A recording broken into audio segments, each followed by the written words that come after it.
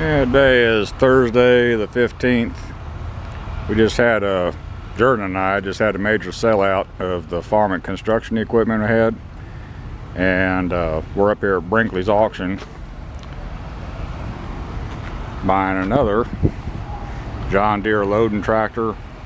It's a 5203. I have no clue what year model it is. It's real clean, showing under 1,000 hours, but the hour meter not working either. The loader's got no welds on it. Looks to be a pretty decent unit. Got some weather checking on the fronts, don't care about. Rears don't look terrible, that's where the money is.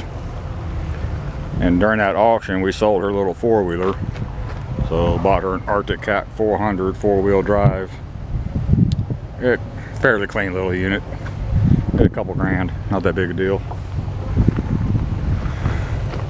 Little tractor's got single remotes on the back, 7-way plug, good drawbar, PTO work, everything worked on the tractor. And front tires don't concern me in the least, they're dirt cheap. A clean little unit. They had a 5320 open station, and one of the reasons I come up here is to look real close at tractors. And that 5320 open station had no fluid in the radiator at all, so we passed on that. Run good until it overheated, I guess. Got crack in the fiberglass here. Fairly clean little unit. They have a bale monitor. They were probably baling with this thing. I really don't care. I still need a loading tractor up at the farm. That's why we picked it up, another loading tractor. What I paid for it, we won't get hurt. It's solid value. It'll probably bring what I paid. And but I don't have to put rears on this one, which is a great thing. Fronts, even though the weather check will probably last me as long as I need it.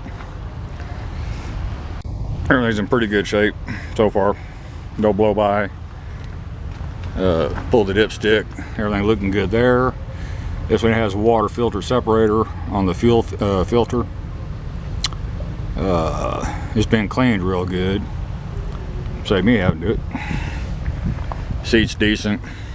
I don't really need much of anything. Anyway, this is Idabel, Oklahoma. We're a solid 2 hours from the farm, so we're fixing.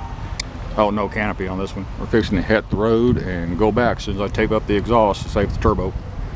Thank you.